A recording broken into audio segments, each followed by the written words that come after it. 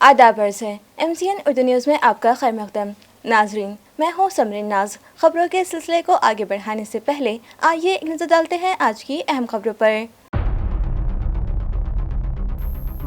सरकारी अस्पतालों में ज़ेरे इलाज मरीजों की अमवात पर अब होने लगी सियासत। नांदेड़ के MP के डीन के साथ नाशाइस्ता रवैये से सरकारी दवाखानों के डॉक्टर्स हुए मुश्तइल। घाटी दवाखाने के डॉक्टर्स ने मुतल्लिका अवामी नुमाइंदे की हरकत की शदीद अल्फाज में की मजम्मत और किया जोरदार एहतजाज।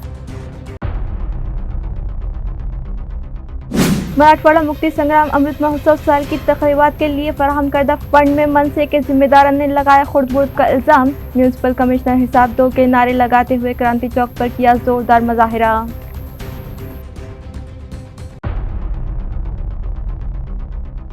हाई कोर्ट नई इमारत के साथ साथ कदीम इमारत में भी मुकदमों पर होने लगी समाअत, मगर दोनों इमारतों के दरमियान एक लंबा फासला होने के सबब वकला होने लगे परेशान और अपनी तकालीफ के इजहार के लिए किया काम बंद एहतजाज।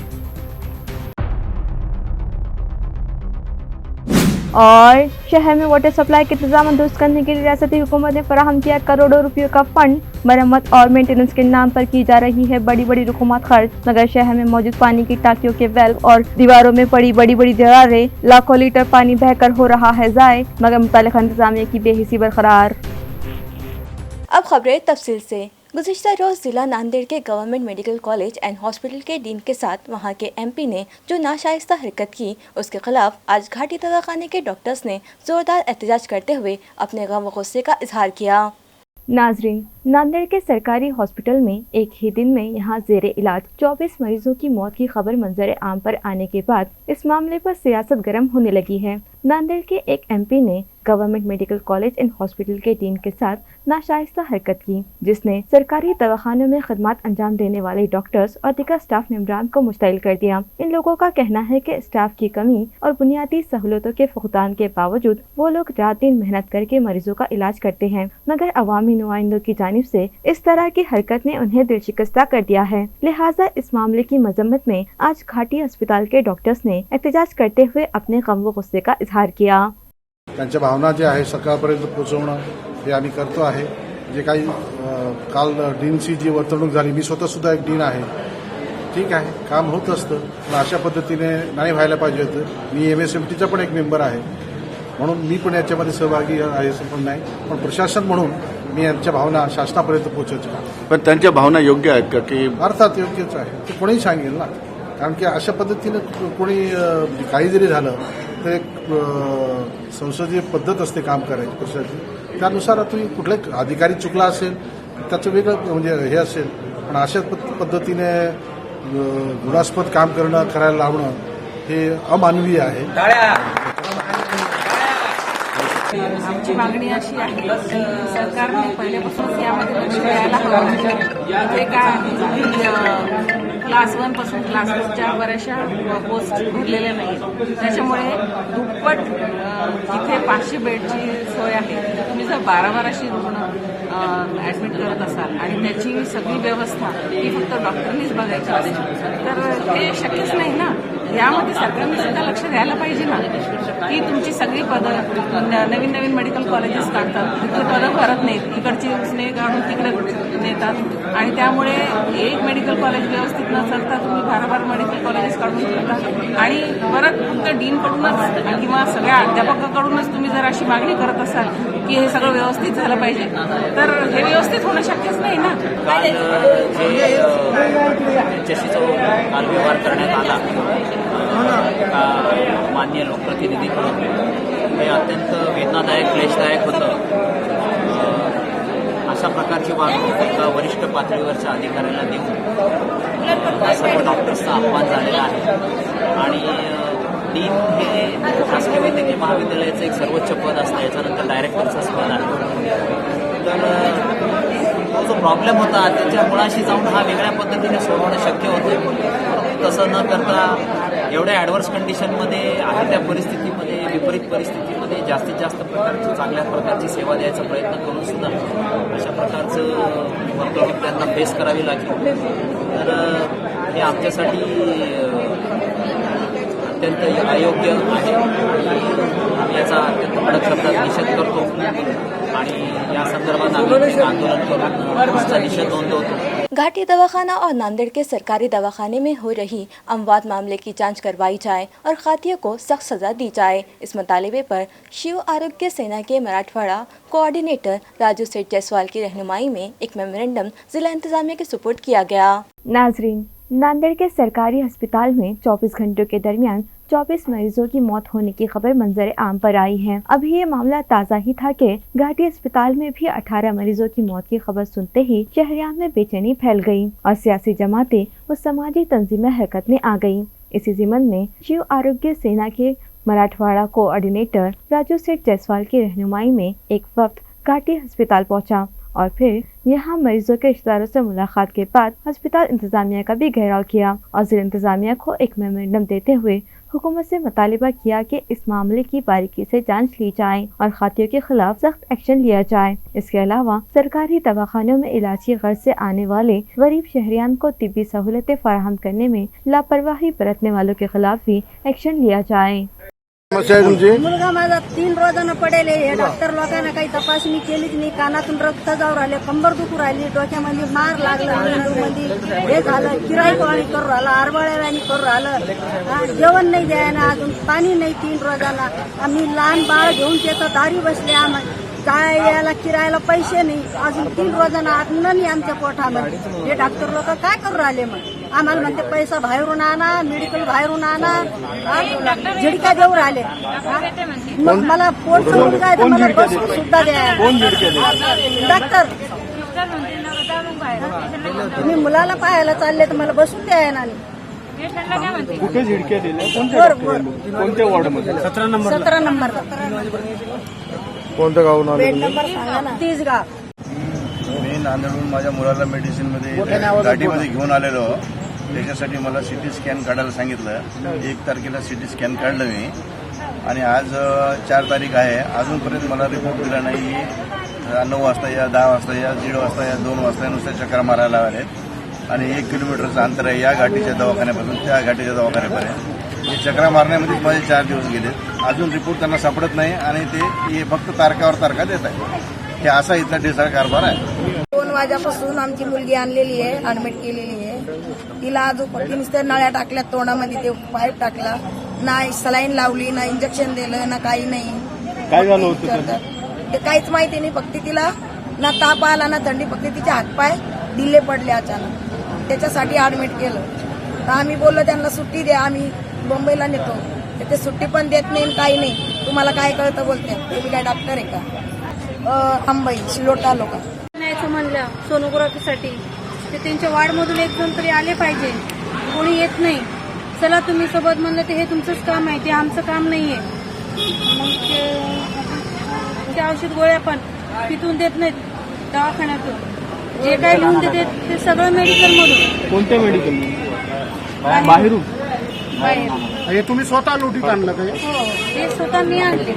त्यांना चला म्हणलं तर ते काय म्हणतात, हे तुमचंच काम आहे, फक्त आमचं काम आहे की दवाखान्याच्या बाहेर काढून द्यायचं। आणि हे आता एकदा नाही, 2दा 3दा झालेलं आहे माझं की असं सोनोग्राफी समजा एक्सरा वगैरे काढायचं असलं तर ते समोर पुढे येऊन चला बा आम्ही आहोत म्हणून मदत नाही करत, ते स्वतः बघतील दुरून, आता मदत करणार नाही। या दौऱ्यामागचा उद्देश इतकाच आहे तर नांदेडला घटना घडली, आम्ही ज्यावेळेस 26चा आकडा होता आणि नांदेडच्या बाहेर आल्यानंतर 36चा आकडा झाला। या सरकारला जाग येण्यासाठी आज 30 घटना जालन्याला व्हिजिट केली, तिथं काही नाही, पण आज संभाजीनगरला नुसतं पाय नाही ठेवलं तर तिथं सुद्धा 18 जणांचा बळी झाला।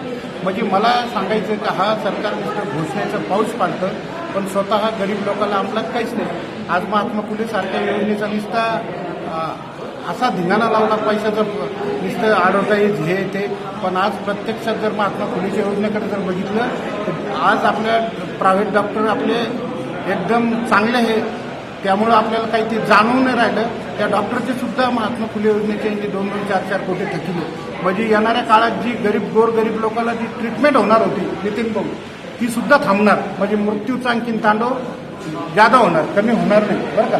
ह्या मागचा उद्देश एवढाच का ह्या सरकारला जाग यायला पाहिजे। आज मेडिकल पुरवठा आहे, आज तुम्ही सगळ्यांनी बाईट घेतल्या बघितल्या असताना घाटीच्या कशा समस्या आहेत, आज तिकडे कॅन्सर हॉस्पिटलला सुद्धा नितीन भाऊ तारीखला तारीख पे तारीख दिल्या जाते.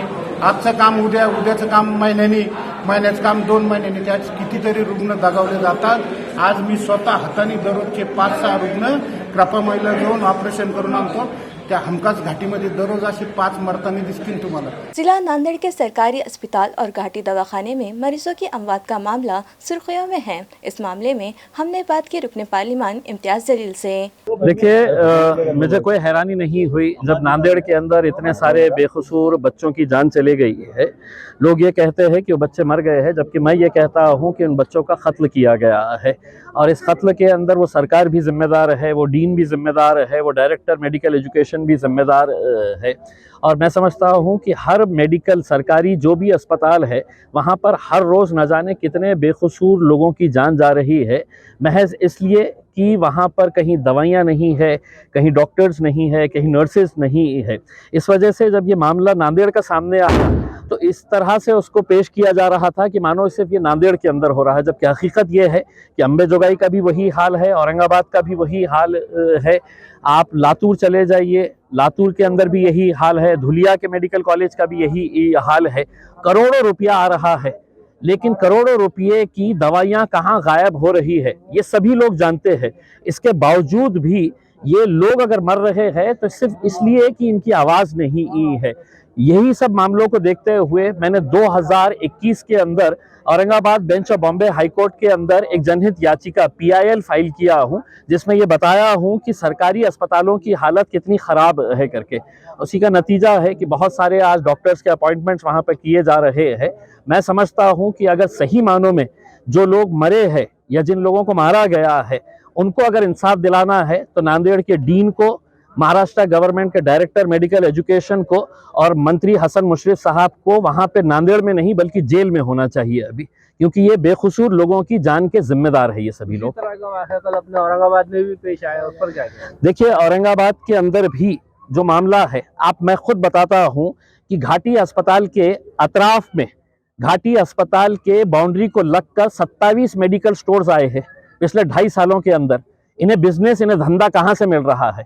इन्हें धंधा घाटी हॉस्पिटल से मिल रहा है. और मुझे अब ये शक होने लगा है कि जो दवाइयाँ घाटी हॉस्पिटल के अंदर आती है वो पीछे के दरवाजे से इन मेडिकल स्टोर्स को दिया जाती है और बेचारे गरीब पेशेंटों को सादे चिट्ठी के ऊपर लिखकर भेजा जाता है कि तुम जाकर बाहर से मेडिसिन लेकर आओ करके. उसमें आखिर गरीब आदमी कहाँ से लेके आएगा? घाटी हॉस्पिटल में जाने वाले कौन लोग हैं?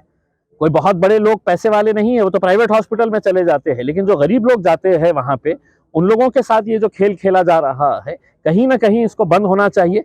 मैं अदालत में, हाई कोर्ट के अंदर आज एक अपील फाइल किया हूं कि जो हियरिंग हमारी अगली 26 तारीख के दिन थी उसको जल्द से जल्द ले, ताकि हम ये अदालत को बता सके कि यहाँ पर जो गोरख धंधा चल रहा है उसको कैसे रोकना. शहर में मराठवाड़ा मुक्ति संग्राम की तकारीफ व महोत्सव के लिए हुकूमत से मिले 40 करोड़ रुपयों के फंड को औने पौने खर्च कर देने का इल्जाम लगाते हुए MNS के कारकुनान ने क्रांति चौक पर एहतजाजी धरने दिए और म्यूनिसिपल एडमिनिस्ट्रेटर के कार्टून पर बनावटी नोटों की बारिश की गई. एहतजाजियों ने मुतालिबा किया कि मुक्ति संग्राम तकारीफ के ज़िमन में किए गए खर्च बिल रुकवा कर उन अखराजात का निजी व कॉरपोरेशन के ऑडिटर के जरिए ऑडिट करवा कर लेखा जोखा व हिसाब आम किया जाए. धरना दे रहे कारकुनानों और अहदेदारान ने इंतबा दिया कि अभी तो सिर्फ अलामती एहतजाज किया है, अगर आइंदा दिनों कॉरपोरेशन इन अखराजात का हिसाब नहीं देगी तो एडमिनिस्ट्रेटर को शहर के रास्तों पर फिरने नहीं दिया जाएगा. इस एहतजाजी धरने के मौके पर MNS के शहर सदर गजन पाटिल, आशीष सुरड़कर, शिवाजी कान हिरे, प्रशांत आटोले, विशाल वैद, एडवोकेट विनोद भाले और दीगर कारकुनान बड़ी तादाद में मौजूद है. हिशोब द्या, पेपरमध्ये जाहीर करा की कोणत्या कामावर किती खर्च केला, G20ला कोणता केला आणि आता कोणता केला. उदाहरणार्थ विमानतळावरची लाइटिंग असेल, ती जुनीच लाइटिंग आहे, तिला फक्त ह्या झाडाच्या इकडून होती ते इकडून लावली आणि ह्या बाजूला लावून ते लाइटिंगचे डबल पैसे घेतले असा आमचा आरोप आहे. आणि जर तुम्हाला तसं नसेल तर तुम्ही जनतेला हिशोब द्या. आमची स्पष्टपणे मागणी आणि हे काम चालू असतानाच त्यांच्या निदर्शनास आम्ही आणून दिलं होतं की तुम्ही हे एकच काम डबल दाखवतायत आणि असं डबल दाखवून तुम्ही जनतेच्या पैशाचे अमापपणे खर्च करतायत आणि हा अवास्तव खर्च करताय. आणि जर असं नसेल तर तुम्ही आम्हाला हिशोब द्या. हिशोब देण्यासाठी आम्ही त्यांना अगदी पत्र दिलं, आतापर्यंत त्यांनी कोणतेही त्याच्यावर हालचाल करत नाही. म्हणून या ठिकाणी मनसेतर्फे आंदोलन करण्यात येत आहे. आणि खर्च या औरंगाबादकरांना स्पष्टपणे दिसतोय की तोच खर्च G20ला झाला आणि तोच खर्च या मराठवाडा मुक्तीच्या 75व्या वाढदिवसानिमित्तही झाला आणि हे सगळं आयुक्ताच्या अध्यक्षतेखाली चालू आहे. अध्यक्ष याचं कोणतंही टेंडर काढत नाही, जनतेत कुठेही काही माहिती नाही आहे, पण अशा प्रकारचा खर्च या ठिकाणी चालू आहे. औरंगाबादच्या सुशोभीकरणासाठी स्थायी स्वरूपाचं काही केलं पाहिजे, अशा प्रकारची आमची मागणी आहे. संभाजीनगरच्या सुशोभनासाठी हे स्थायी स्वरूपाचं काही करण्याऐवजी हे आयुक्त फक्त तात्पुरतं लाईटिंग, झाडं, त्याच कुंड्या, तेच झाडं, तीच लाईटिंग परत दाखवून पैसा उकळत आहे आणि हे बंद करण्यासाठी आम्ही आंदोलन करतो. हाईकोर्ट की औरंगाबाद बेंच के वकीला की जानिब से काम बंद एहतजाज किया गया। हैरत है कि जमहूरी हिंदुस्तान में इंसाफ के पैरोकारों को इंसाफ के लिए एहतजाज की नौबत आ पड़ी है। औरंगाबाद बेंच ने अपनी नई इमारत और ख़दीम इमारत में कामकाज किए जाने का फैसला किए जाने पर यहाँ के वकील संघ की जानिब से एहतजाज और काम बंद आंदोलन का इक़दाम किया गया है। इन वकीला का कहना है कि 2 अलग अलग इमारतों में काम किए जाने की सूरत में मुख्तलिफ अदम सहूलियात का सामना होगा। वकीला ने किसी एक ही इमारत में कामकाज किए जाने का मुतालिबा इंतजामिया से किया है। आया है कि इस नौ तामीर शुदा और क़दीम इमारत के दरमियान कम व बेश 1 किलोमीटर की दूरी वाक़ है और इस इमारत से इस इमारत में जाने के लिए मुनासिब रास्ता भी न बनाए जाने के सबब कई वकला को परेशानी व दिक्कतों का सामना है। चुनाचा मुनासिब रास्ता दिए जाने या किसी एक ही इमारत में कामकाज चलाने का मुतालबा करते हुए वकला बरादरी ने काम बंद आंदोलन किया है। प्रियदर्शनी गार्डन के आजहानी बाला साहब ठाकरे स्मार्ट की फोटो गैलरी जल्द ही शुरू कर दी जाएगी। म्यूनसिपल एडमिनिस्ट्रेटर ने यहां के काम का जायजा लिया। बताया जाता है कि 50% काम मुकम्मल हो चुका है। वाज़ेह हो के इलाका सिड़कों के प्रियदर्शनी गार्डन में आजहानी शिवसेना सुप्रीमो बाला साहब ठाकरे स्मारक और स्मृति वन कायम किया जा रहा है, जिसमें एक म्यूजियम भी बनाई जा रही है, जिसमें बाला साहब की हयात व कारगुजारियों पर मुनहसिर एक फोटो गैलरी भी शामिल हो। इस मुतालिक पेशकश आइंदा 2 रोज में दहली की DFI एजेंसी की जानिब से आइंदा 2 रोज में की जाएगी। ठाकरे की याद के कामों के लिए अब तक 23 करोड़ का फंड दिया जा चुका है और मजीद 12 करोड़ रुपये मिलने बाकी हैं। इस मार्ग में आने वाले शहरियान को सहूलियात की फराहमी के लिए एडमिनिस्ट्रेटर जी श्रीकांत ने 4 माह कबल कुछ काम इजाफी समझाए थे और इन कामों को इजाफी फंड के साथ वजीर आला मंजूरी दे चुके हैं। चुनाचा काम की मौजूदा सूरत हाल का जायजा एडमिनिस्ट्रेटर जी श्रीकांत ने लिया। इस मौके पर उनके हमरा city engineer AB Deshmukh, chief garden officer Vijay Patil, PRO Ahmad Tausifi मौजूद थे। एडमिनिस्ट्रेटर ने कॉन्ट्रैक्टर को कई अहम हिदायत भी दी। दिल्ली पुलिस के स्पेशल सेल की जानिब से न्यूज़ क्लिक के सीनियर सहाफ़ियों की रिहाइश गाहों पर छापे मारने और मारूफ सहाफ़ी अभिसार शर्मा की गिरफ्तारी पर MP इम्तियाज़ जलील ने क्या कहा, आइए सुनते हैं खुद उन्हीं की जुबानी। देखिए, मोदी साहब बहुत डरते हैं असल में, उन्हें बहुत खौफ सताता है कि उनके खिलाफ अगर कोई बोलता है, और वो ये सिर्फ अभिसार शर्मा ही नहीं, जहाँ जहाँ पर भी उनके खिलाफ जिन जिन लोगों ने भी आवाज़ उठाई है, कभी ED के ज़रिए, कभी CBI के ज़रिए, कभी इनकम टैक्स के ज़रिए, और उनको कैसे दबाया गया, उनको कैसा अपनी तरफ है तो खींचा गया, ये हमने देखे हैं। महाराष्ट्र के कितने सारे मंत्री जो करोड़ों रुपए के घोटाले के अंदर लिप्त थे, उनके पास जाने के बाद वो दूध के दूल्हे हो जाते हैं। अभिसार शर्मा एक बहुत अच्छा पत्रकार, मैंने खुद उसके साथ कई साल काम किया है। रवीश कुमार, मैंने उनके साथ कई साल एक ही ऑर्गेनाइजेशन के अंदर हमने काम किए हैं। लेकिन आज गवर्नमेंट चाहती है कि हमारे खिलाफ कोई कुछ नहीं बोले, लेकिन एक अभिसार शर्मा को आप दबाएंगे तो 10 अभिसार शर्मा खड़े होंगे। कौमी यकजहती को फ़रोग़ देने की ग़र्ज़ से जमात इस्लामी हिंद की ज़ेली तंजीम SIU की जानिब से 3 ta 13 अक्टूबर के दरमियान खुसूसी मुहिम बअनवान हम कहाँ जा रहे हैं शुरू की जा रही है। ये इत्तला आज एक प्रेस कॉन्फ्रेंस में दी गई। इस मुहिम का इख्तिताम आज मुनक़दा प्रेस कॉन्फ्रेंस में किया गया। इस मौके पर तंजीम के जिम्मेदारान ने सहाफ़ियों को बताया कि हमारा मुल्क गंगा जमनी तहजीब का गहवारा है, जहाँ मुख्तलिफ मज़ाहिब के मानने वाले लोग सदियों से शीर व शक्कर की तरह मिलजुल कर रहते आए हैं, मगर गुज़िश्ता कुछ सालों से चंद फ़िरक़ा परस्त ताक़तें हमारी कौमी यकजहती को तार तार करने की कोशिशों में मसरूफ़ हैं। यही वजह से मुख्तलिफ मकामात पर फासादात बर्पा करके माशरे में नफरत के बीज बोने लगे हैं, जिसकी वजह से साल 2015 में फ़िरक़ा वाराना तशद्दुद में 17% का इजाफा और सिर्फ एक साल में तशद्दुद के 751 वाक़यात रिकॉर्ड किए गए। रियासती सेक्रेटरी शादाब अली ने बताया कि वज़ीर ममलिकत नित्यानंद राय के मुताबिक साल 2016 तक 2020 के दरमियान 3400 फ़िरक़ा वाराना वाक़यात दर्ज किए गए हैं, जबकि साल 2021 में 378 वाक़यात रिकॉर्ड किए गए हैं। लिहाजा मुल्क की इस बिगड़ती सूरत हाल पर काबू पाने और हमारी गंगा जमनी तहजीब की शनाख्त को बरकरार रखने के लिए ठोस कदम उठाना जरूरी है और इसके लिए नौजवानों को आगे आने की जरूरत है। SIO के शहर सदर सैयद तनवीर ने कहा कि इस मकसद को हासिल करने के लिए उनकी तंजीम की जानिब से हम कहाँ जा रहे हैं के उन्वान से 3 अक्टूबर तक 13 अक्टूबर के दरमियान मुहिम चलाई जा रही है, जिसके तहत मुख्तलिफ तालीमी इदारे, कॉलेजेस और कोचिंग क्लासेस में सेमिनार मुनक़िद किए जाएंगे। इसके साथ ही ब्यूरोक्रेटिक, कलेक्टर, पुलिस कमिश्नर और पुलिस स्टेशन के इंचार्ज इंस्पेक्टर, सियासी रहनुमाओं व शहर की ज़ी असर शख्सियात से इंफरादी मुलाकातें भी की जाएंगी। इस तरह का फोनोमेटिक्स के जरिए आवाम में बेदारी पैदा की जाएंगी। इस प्रेस कॉन्फ्रेंस में सैयद तनवीर, शादाब अली और अशरुद्दीन काशिफ के अलावा SIO के दीगर अहदेदारान भी मौजूद हैं। SIO साउथ महाराष्ट्र, जैसा कि हम देखते हैं कि हम जिस मुल्क में रह रहे हैं, हिंदुस्तान, इंडिया हमारे, ये एक ऐसा मुल्क है जिसके अंदर अलग अलग जाति के, अलग अलग कम्युनिटीज़ के लोग, अलग अलग मज़ाहिब को मानने वाले लोग सदियों से यहाँ पर रहते आ रहे हैं और एक खुशहाल समाज और खुशहाल यहाँ पर हम एक दूसरे के त्यौहार में पार्टिसिपेट करते हैं, एक दूसरे के खुशियों में, गम में पार्टिसिपेट करते आ रहे हैं। काफ़ी अरसे से हम यहाँ पर इस तरह का माहौल है।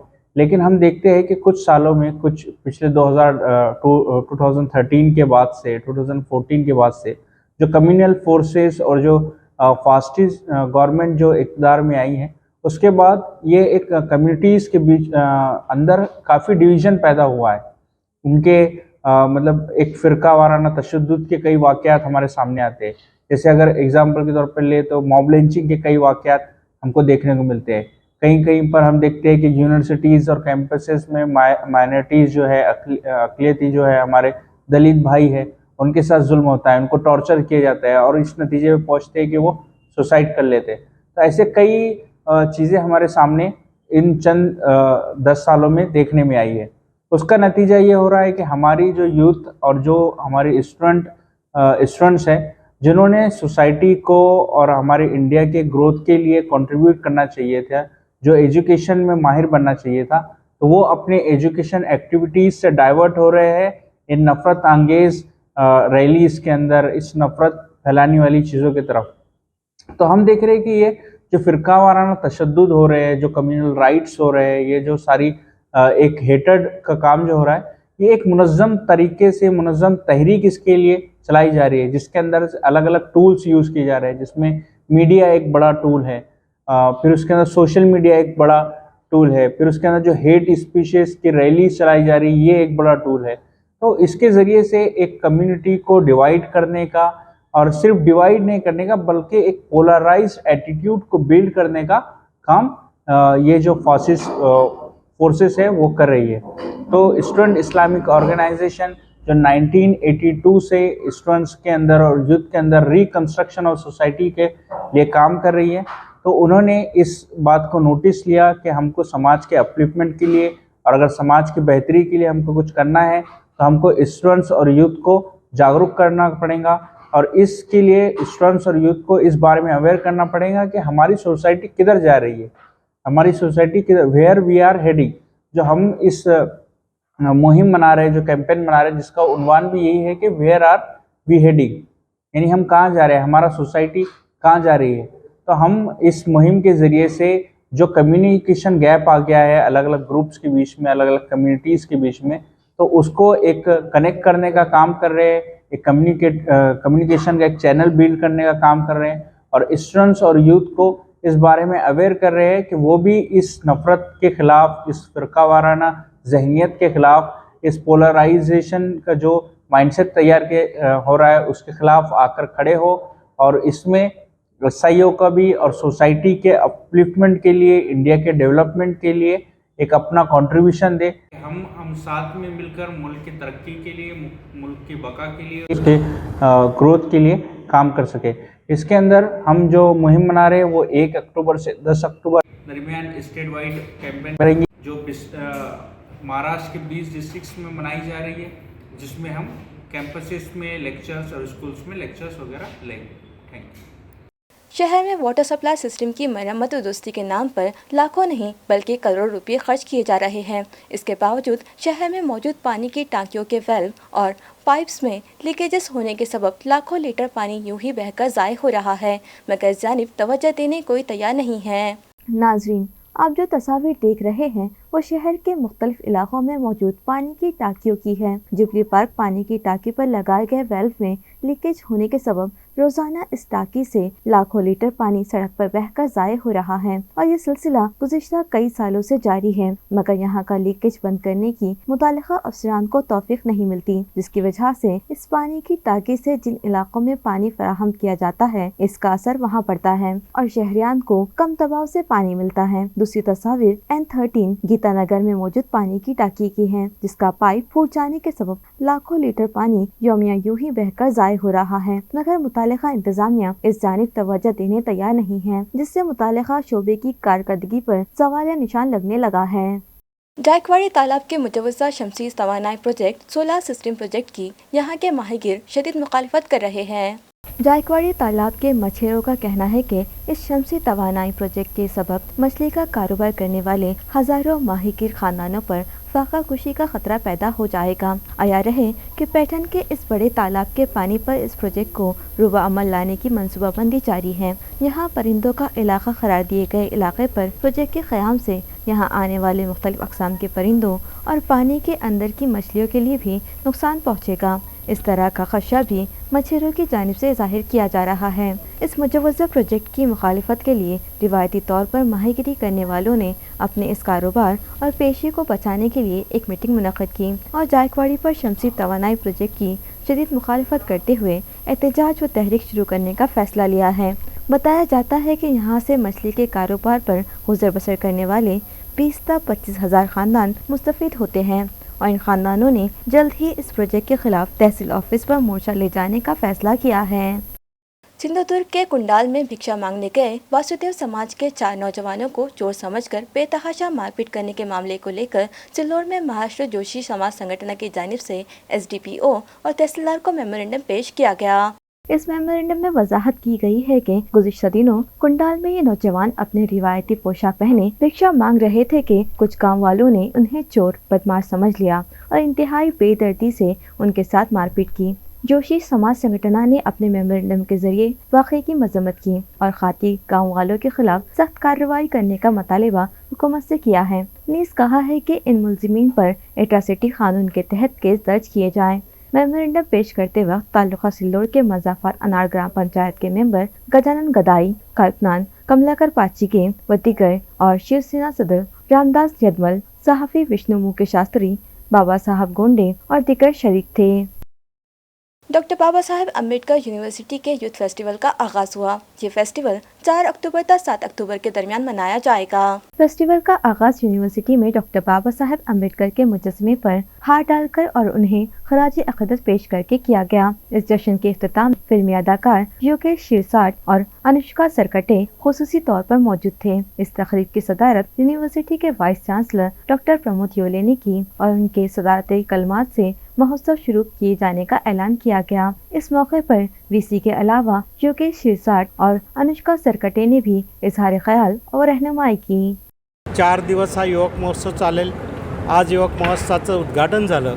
या उद्घाटनासाठी आम्ही जे 2 अतिथी बोलावले होते ते अतिथी नसून विद्यापीठाच्या कुटुंबातीलच घटक आहे, कारण ते दोन्ही श्री योगेश शिरसाट आणि अनुष्का सरकटे ह्या विद्यापीठाच्याच विद्यार्थी आहेत आणि विद्यापीठाला अभिमान आहे की विद्यापीठाचे हे 2 विद्यार्थी सिनेसृष्टीमध्ये एक चांगलं काम करत आहेत। 4 दिवसात चालणाऱ्या या युवक महोत्सवामध्ये 36 कलाप्रकार आहेत आणि 6 मंचावरती हे कलाप्रकार सादरीकरण यामध्ये करण्यात येईल आणि याच्यामध्ये प्रामुख्याने जी आपली संस्कृती आहे, जे आपले संस्कार आहेत, त्या लोककलेला प्राधान्य देण्यात येतं, कारण मराठवाडा ही संतांची कलावंतांची भूमी आहे।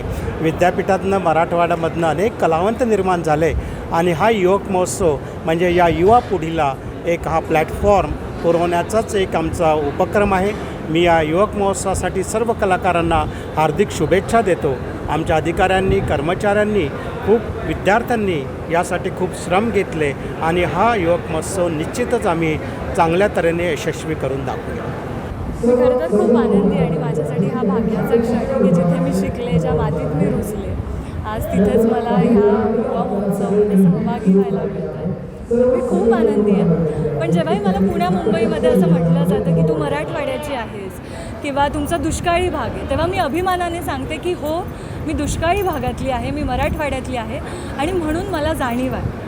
त्यामुळे मला असं वाटतं की मराठवाड्याच्या प्रत्येक कलाकारामध्ये भीती आहे, आशा आहे, अपेक्षा आहे आणि या सगळ्या जाणीवा घेऊन तो पुणे मुंबईला जातो आणि तिथे आपला बेस्ट परफॉर्मन्स होतो. नाही, मला मराठवाड्यातल्या किंवा आपल्या संभाजीनगरच्या आणि औरंगाबादच्या सगळ्या प्रेक्षकांना एक आवाहन करायचं आहे की पुण्या मुंबईचं नाटक आलं तर तुम्ही 500-1000 रुपयाचं तिकीट काढून जाता, तर तेवढंच मनोरंजन, त्याच्यापेक्षा जास्त मनोरंजन, त्याच्यापेक्षा जास्त मनोरंजनचा खजिना इथं युवा महोत्सवात तुम्हाला 3-4 दिवस बघायला मिळणार आहे. तर तुम्ही इथं आवर्जून उपस्थिती दाखवली आणि इथल्या कलाकारांना प्रोत्साहन दिलं तर कदाचित यातले अनेक कलाकार भविष्यातले मकरंद अनासपुरे असतील, भविष्यातले संदीप पाठक असतील किंवा मंगेश देसाई असतील किंवा भविष्यातला योगेश शिरसाट असेल, अनुष्का असेल, तर मला असं वाटतं की त्यांना प्रोत्साहन देण्यासाठी इथं आलं पाहिजे. आणि मला अभिमान आहे की मी आपल्या मराठवाड्यातला आहे.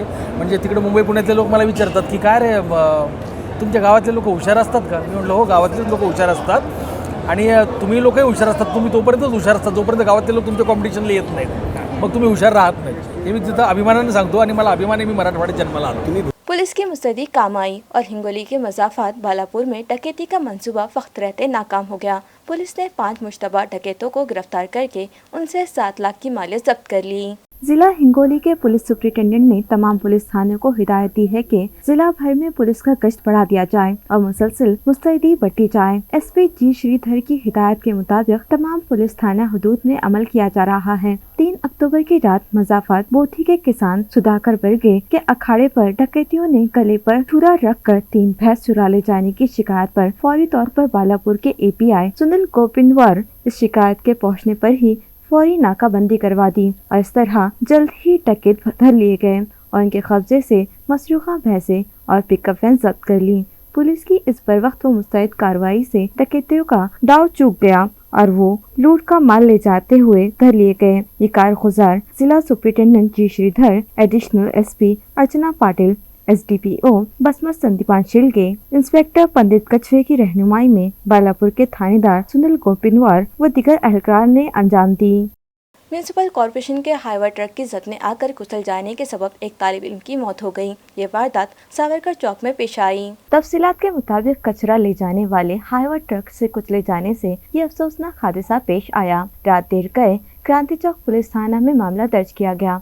महलूक तालिब इल्म का नाम उमेश शिंदे बतलाया गया है, जो एमजीएम के होटल मैनेजमेंट कोर्स का तालिब इल्म था. वो सावरकर चौक से अपने दोस्त के साथ मोटरसाइकिल पर जा रहा था कि मस्कुरा हाईवा की टक्कर से उमेश का दोस्त बाजू जा गिरा और उमेश के पेट पर से हाईवा का टायर गुजर गया, जिसके सबब उमेश मौके पर ही फौत हो गया. शहरियार ने उसे घाटी अस्पताल पहुंचाया, जहां डॉक्टरों ने उसके फौत हो जाने की तस्दीक कर दी. हादसे के फौरी बाद ट्रक ड्राइवर अजय बेड़े को क्रांति चौक पुलिस ने गिरफ्तार कर लिया और उसके खिलाफ मामला दर्ज कर लिया गया. बताया जाता है कि पिछले कुछ माह में कॉरपोरेशन के हाईवा से कुचलकर फौत होने का ये दूसरा वाकया है. म्यूनिसिपल कॉरपोरेशन व पुलिस इंतजामिया से इस मामले में तवज्जो देने का मुतालबा शहरियान कर रहे हैं. खबरें खत्म करने से पहले आइए एक बार फिर नजर डालते हैं आज की अहम खबरों पर. सरकारी अस्पतालों में ज़ेरे इलाज मरीजों की अमवात पर अब होने लगी सियासत. नांदेड़ के एमपी के डीन के साथ नाशाइस्ता रवैये से सरकारी दवाखानों के डॉक्टर्स हुए मुश्तइल. घाटी दवाखाने के डॉक्टर्स ने मुतल्लिका अवामी नुमाइंदे की हरकत की शदीद अल्फाज में की मजम्मत और किया जोरदार एहतजाज. मराठवाड़ा मुक्ति संग्राम अमृत महोत्सव साल की तकरीबात के लिए फराहम करदा फंड में मनसे के जिम्मेदारों ने लगाया खुर्द-बुर्द का इल्जाम. म्यूनिसिपल कमिश्नर हिसाब दो के नारे लगाते हुए क्रांति चौक पर किया जोरदार मुजाहिरा.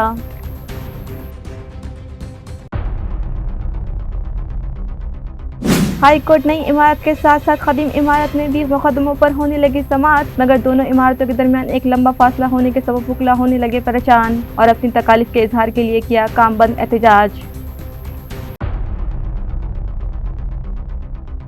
और शहर में वाटर सप्लाई के इंतजाम दुरुस्त करने के लिए रियासती हुकूमत ने फराहम किया करोड़ों रुपयों का फंड। मरम्मत और मेंटेनेंस के नाम पर की जा रही है बड़ी बड़ी रकूमात खर्च। मगर शहर में मौजूद पानी की टांकियों के वेल्व और दीवारों में पड़ी बड़ी बड़ी दरारें, लाखों लीटर पानी बहकर हो रहा है ज़ाय, मगर मुताल्लिक़ा इंतजामिया की बेहिसी बरकरार।